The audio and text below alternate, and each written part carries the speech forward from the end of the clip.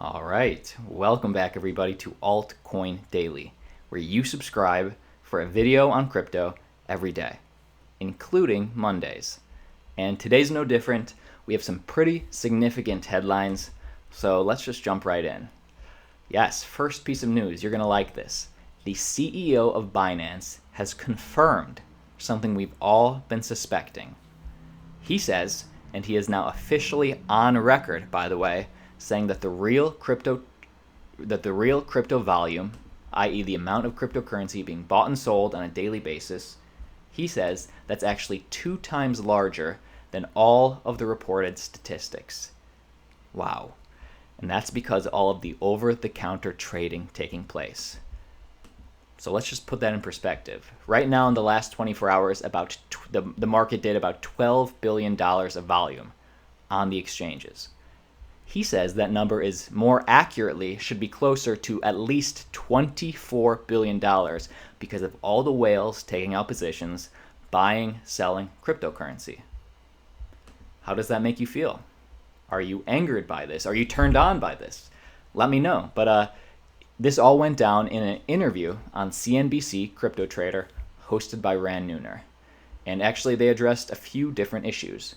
First off, he addressed the cryptocurrency market in general. He says, yes, while we're still down compared to where we were at the beginning of this year, if you look at this year compared to past years, we are still very much up. Compared to January of 2018, this year, earlier this year, we are probably down 90%. So we only have 1/10 of the trading volume compared to what we once had in January. Yeah. But compared to like a year or two ago, we're still trading at huge volumes. Business is still okay. We're still profitable. And we are still a very healthy business. All right. I mean, I guess you would not expect a CEO to go on CNBC and say that business isn't healthy. Obviously, he's going to say things are good, but I just wanted to point this out because, yes, while the market is very much down compared to where we once were in January, if you look back and compare this to prior years, we're still very much up. Just wanted to put that in perspective. Then they address the over-the-counter trading. And this is straight from the horse's mouth. What I've heard is that the over-the-counter market is at least as large as the live recorded volumes on exchanges. So that is at least 50% of volumes that are not being reported on CoinMarketCap. But we're not headed to that business, so we don't really know the volumes. So he's essentially saying Binance is in the game, in the business of trading on exchanges. But I guess, he's in those circles. He hears things. Over-the-counter trading is taking place. Let me know what you think about that. What a time to be alive. And if we just check out where we are on the market right now, alrighty, no change. Bitcoin still at 6,400. The market cap still at $212 billion. For the last 3 months, roughly, we've been between 200 and 220. So flatlining at the moment, but let's keep going. Some more drama coming out of Bitcoin Cash. As you know, I addressed this in a video a few days ago. Bitcoin Cash, the hard fork is coming November 15th. Everything you need to know, but there's new information upon us. Apparently, Craig Wright, who is in the Bitcoin Cash SV camp, he's saying that he is in complete control. Bitcoin Cash SV is going to win, or he's going to blow up the whole system. Let's just read this. I'm not making this up. Self-proclaimed Satoshi Nakamoto, so that's right, Craig Wright, has come out saying that he is Satoshi Nakamoto, the guy who invented Bitcoin. I think few believe him. He's shown no proof, but he says that Satoshi Nakamoto, Craig Wright, has recently claimed that his Bitcoin Cash SV, which is one of the potential hard forks coming up in less than a week, he says he has over 50% of the network's hash rate supporting it. What does that mean?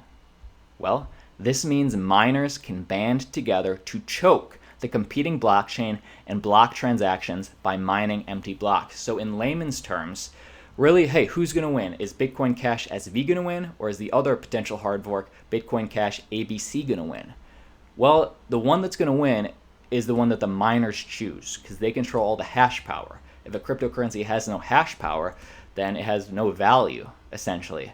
And he's saying that the people on his camp control over 50% of the hash rate. And he's if Bitcoin Cash SV, his hard fork doesn't win, everybody's going down. He's choking out everybody. Is this confirmed? Because he's been saying that he's the Satoshi Nakamoto. Nobody believes him there. At least I don't. But this is confirmed. You can check out this for yourself. I'll leave all these links in the description, but I'm not going to list these out. But this big blue one, this big red one, this green one, and this purple one, he has over 50% of the mining pool. So if all that's true, it could happen. Notably, having a majority of the hash rate means that if Bitcoin Cash blockchain does split, the miners can together kill off the competing chain by deploying their hash power to only mine empty blocks on it. This would stop transactions from going through, making the cryptocurrency useless. So, if a cryptocurrency has no hashing power, it's useless. But let me play devil's advocate. If a cryptocurrency has nobody using it, then it's also useless. Now, we already know that Binance and Coinbase, they're supporting the other one. They're supporting Bitcoin ABC. Well, it just came out that BitPay is also siding with Binance and Coinbase with Bitcoin ABC and the Bitcoin Cash hard fork. If you don't know what this is, it's basically a merchant payment service that merchants can pay with Bitcoin or Bitcoin Cash. They have a lot of merchants in their network, and they're saying they're only supporting Bitcoin ABC. So, if Bitcoin Cash SV wins, what good is it if it doesn't have the merchants supporting it? This is a crap show. I'll leave all these articles, but this is where I'm coming from, guys. Stay with me.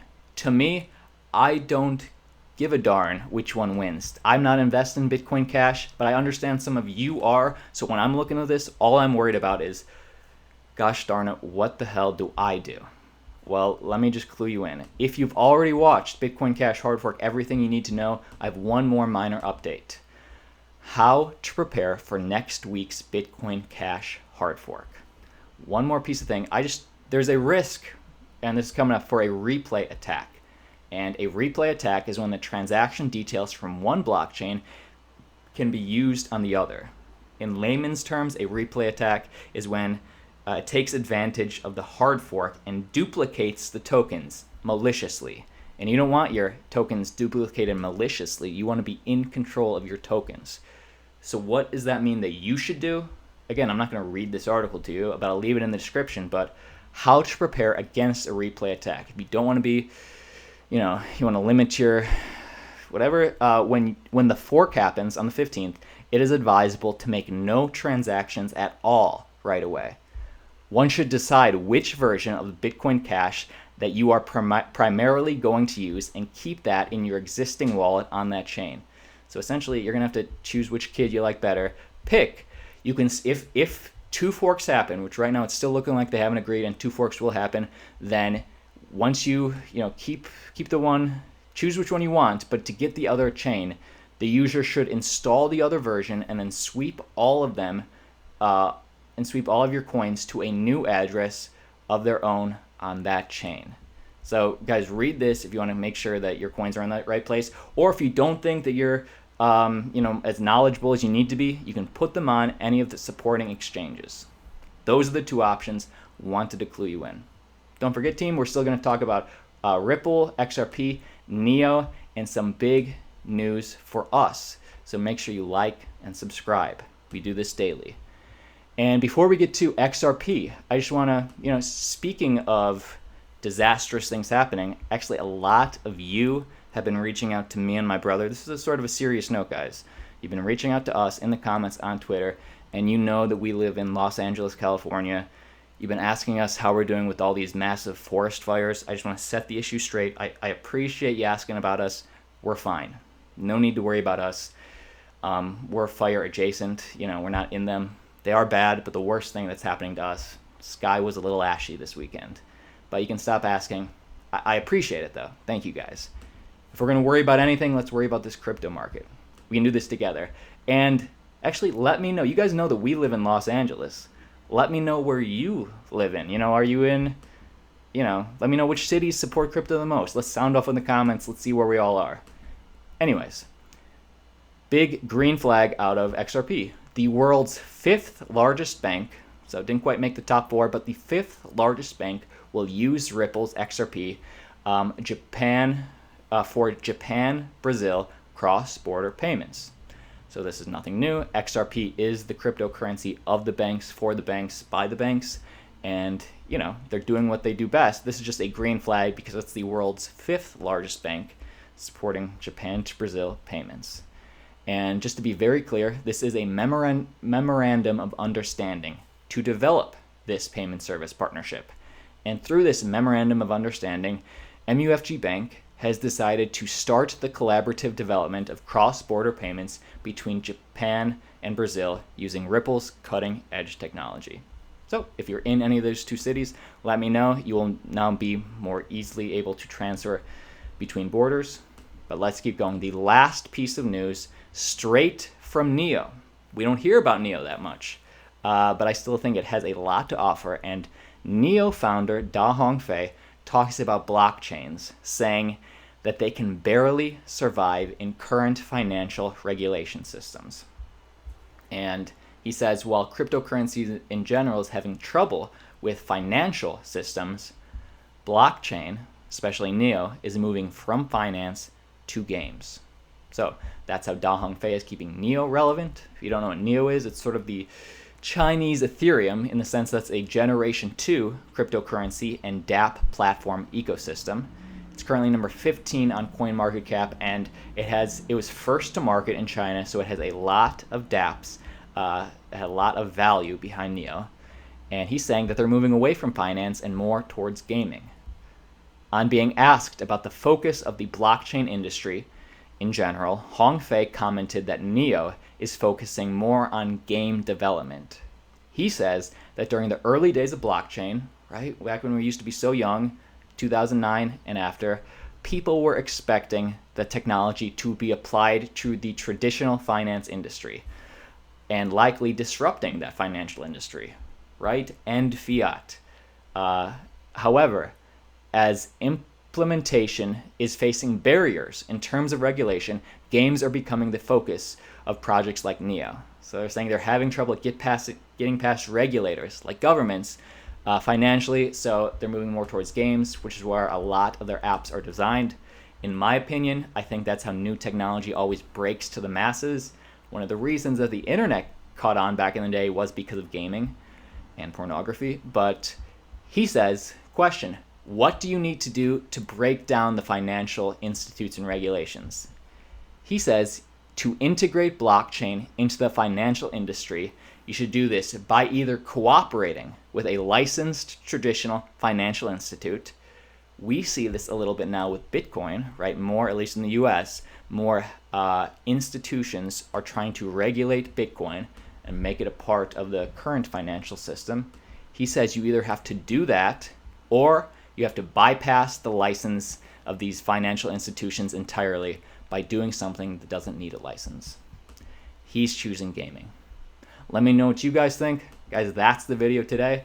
Feel free to follow us on Twitter at altcoindailyio. There's a link in the description. But we'll see you tomorrow. Peace.